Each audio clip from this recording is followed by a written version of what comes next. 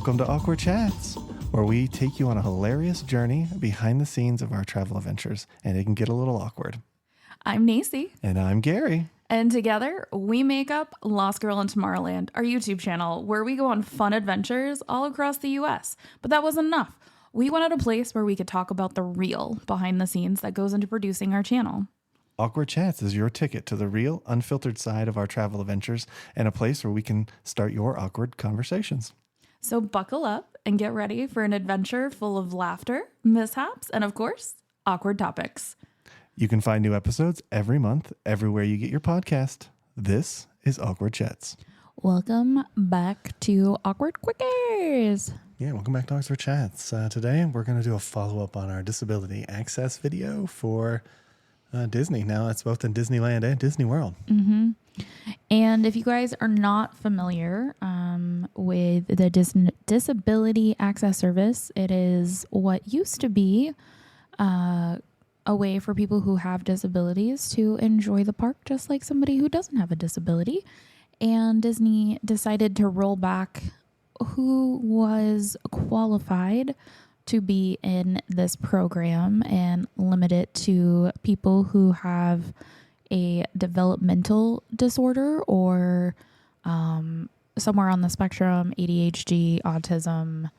And essentially, if you don't fall under that umbrella of a neurodivergent type diagnosis, you are not disabled enough to qualify for a disability access service.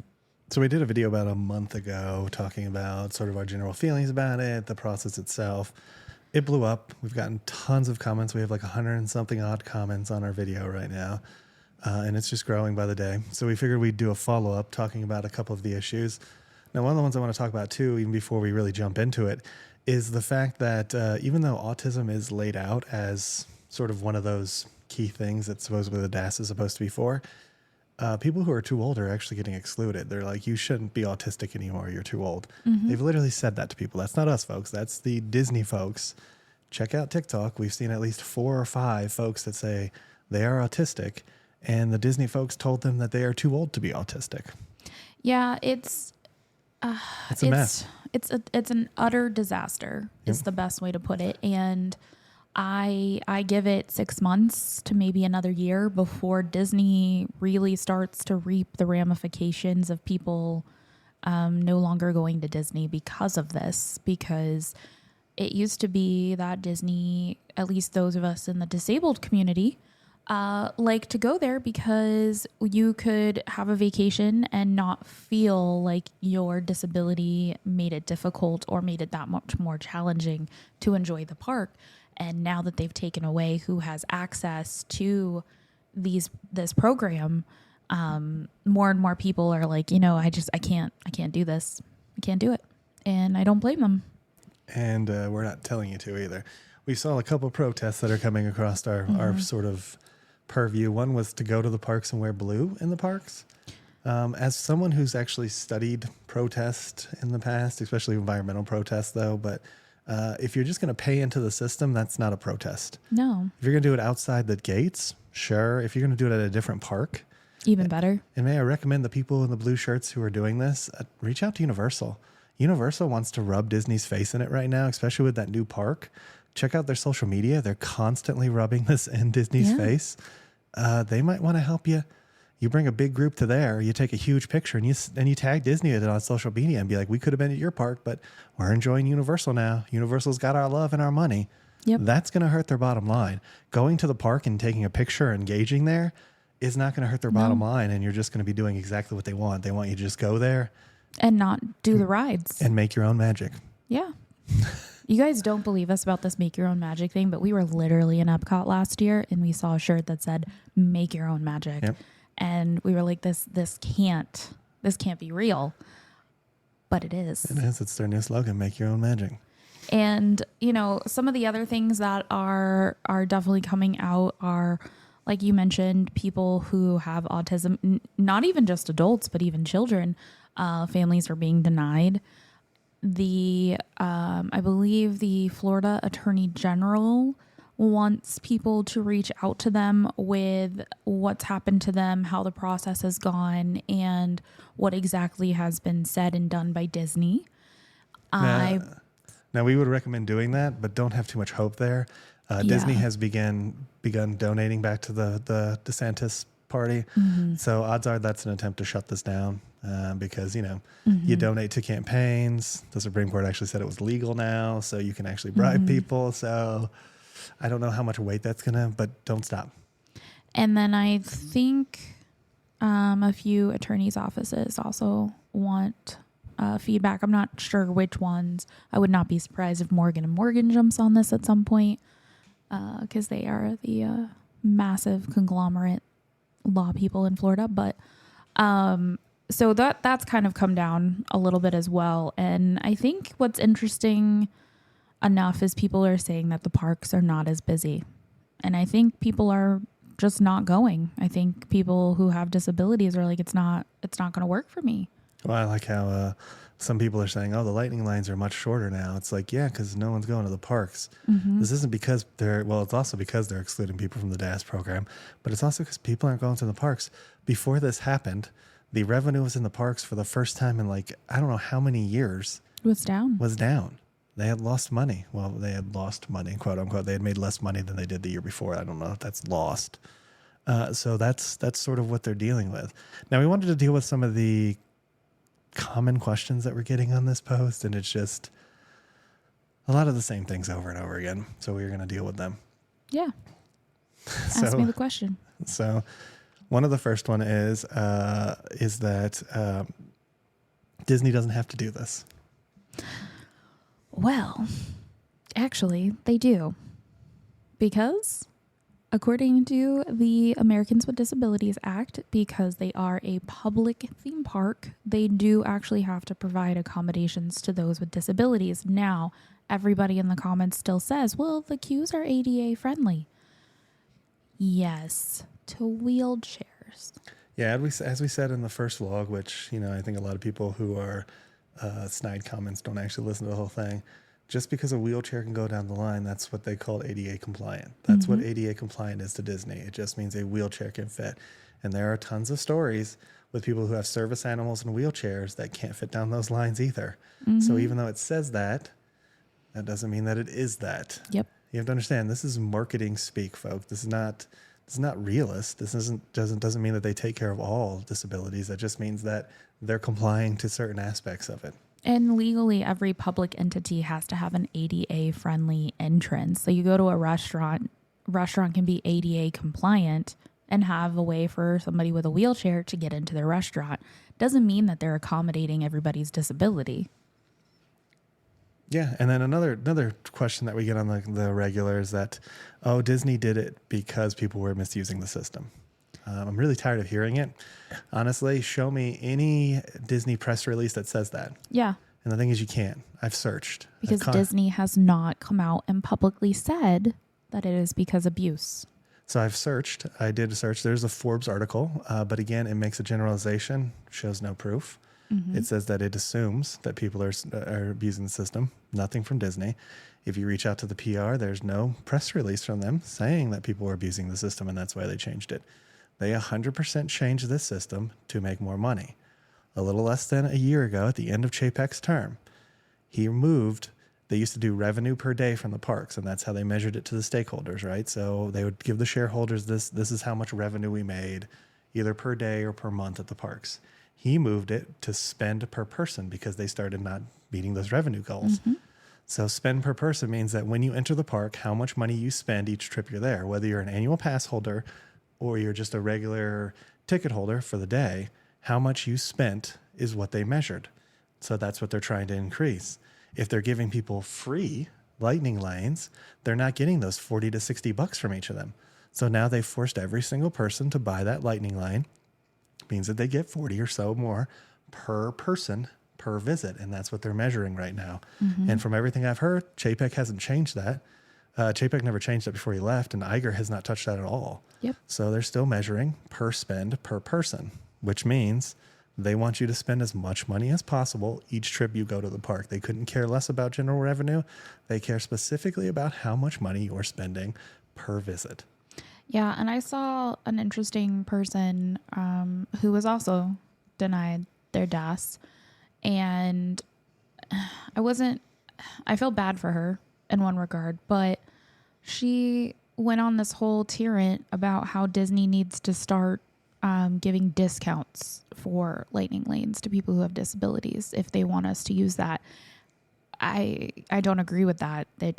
You shouldn't be forced to pay for anything because you're disabled.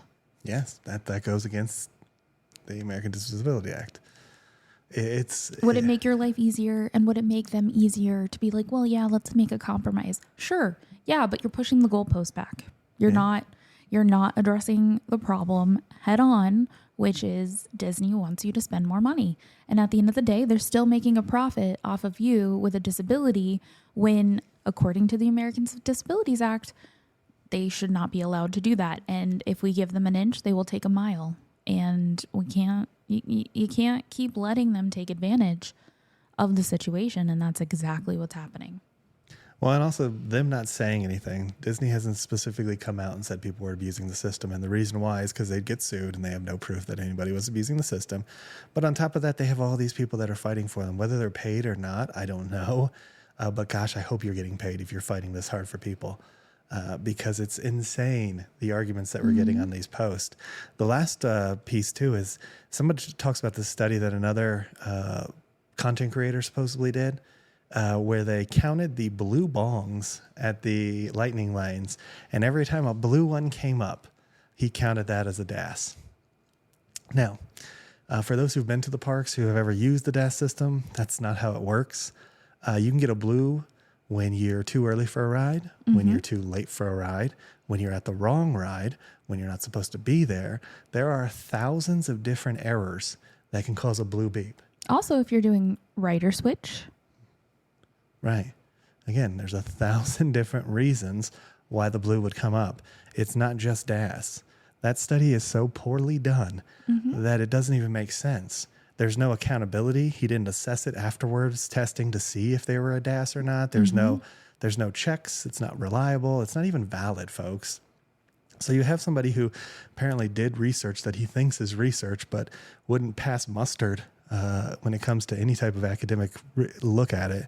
Is crazy that people are using that, this random person. The only thing you can draw from that conclusion is that this is how many blue versus greens they had in that day. That's it. You have no reason as to why it went blue versus green. And here's the secret, too. If you're not the main person with the dash, when I buzz in and she goes through with her dash, it goes green. So it's not even a good count either way.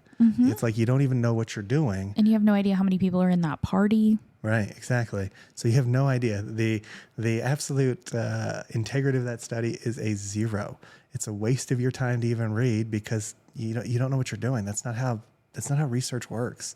You don't just sit there and count things and then extrapolate what they supposedly mean. And also, too, I find it a little bit judgy, too. So let's assume for a second he was maybe 50% correct and 50% of the people who went blue were DAS people. Who are you to sit there and say, well, it's being abused? Right. Like, you can't tell somebody has a disability based on their physical appearance. So just because, let's assume maybe 50% of the people in that were actually DAS people, does that mean that they abused it? No, it doesn't. So again, there's a whole, like, who are you to say that they didn't say hello to Coda?